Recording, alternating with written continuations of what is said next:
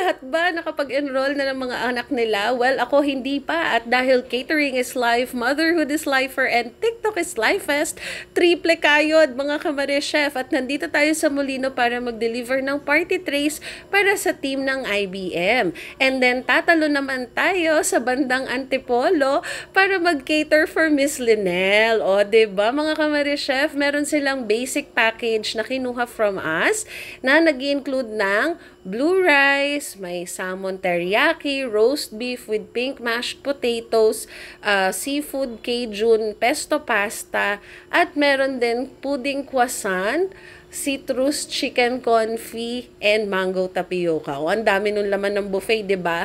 And this is only 35,500. O, may pa-Asian salad din siya. At tuwang-tuwa ko dito kasi Ellers yung lechon na kinuha nila.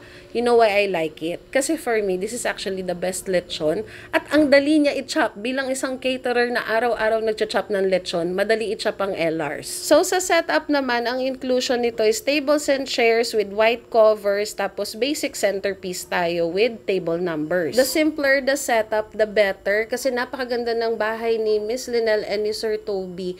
Very, very minimalist na modern. Ang ganda. Uy, alam nyo ba, ang laki ng tip nila. Sobrang kinilig talaga kami. Sobrang na-touch kami dun sa binigay nila excess na money for us. Thank you talaga, Sir Toby and Miss Linel. We love you. Isa kayo sa pinakamagagaang na caters namin. Promise, and you guys are so appreciative.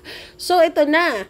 Nagbe-blessing na si Father. May paghagis na ng candies and coins, pero yung team namin, pera ang kinuha. Napakaganda ng ating celebrator. Manang-mana kay Mami na sobrang young looking. So, ayun lang mga Mare Chef. Click the link in bio for inquiries.